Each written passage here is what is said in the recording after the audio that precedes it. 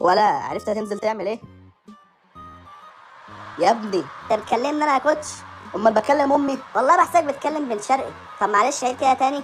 يا رب يا رب يا ابني، انا كاريري انتهى قبل ما يبدا بسببك. ما تقاطعش بس. انا عايزك تنزل تحرك الملعب على الاطراف. ازاي؟ انا اللي هقول لك ازاي. امال انت لاعب كوره ازاي يعني؟ يعني يا كبير بنتعلم منك برضه.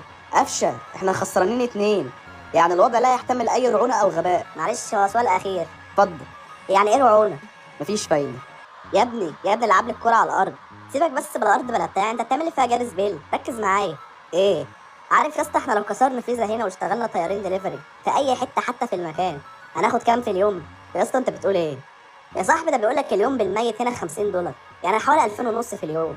يا عم ركز في الماتش. يا سيدي والله كده كده هنخسر. انت شفت الواد هاني من كتر البؤس يا عيني كان عايز يكعبل الولد ياخد طرد عادي، ما عرفش برضه. احنا بعاد قوي يا اسطى. كان نفسي افرح اهلي والمصريين. عارف انت لو تقعد دكه دي بطوله لوحدها والله. ها يا رجاله، عايزين نشد على نفسنا شويه ونعمل ريمونتادا، يلا ولا ايه؟ ايه يا عم زيزو، محسسني اننا متعاقدين معاك من برشلونه يعني. انت ايه العزيمه الاوفر دي؟ انتوا ازاي مهبطين كده؟ يا عم لسه واكل فته ضاني والله، متقلاني شويه. كانت عايزاه كده شحته والله. حبيب اخوك. طب احنا كده فرصتنا في الصعود كام؟ يعني رقم حلو ان شاء الله. ايوه كام يعني؟ يعني قول 8% مثلا. هي بيره يا ابني، 8% ايه؟ احنا نركز في الماتش بتاع بورتو، على الاقل نكسب اي ماتش. لا لا ما تقلقش، ماتش بورتو ده سيبهولي انا حافظهم كويس. حافظهم ازاي يا اسطى؟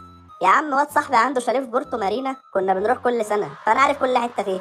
والله انا غلطان اني واقف اسمع كلامك. خد بس افهمك. يا عم اخلع بقى.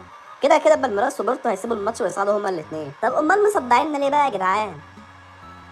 تاكل كبسه.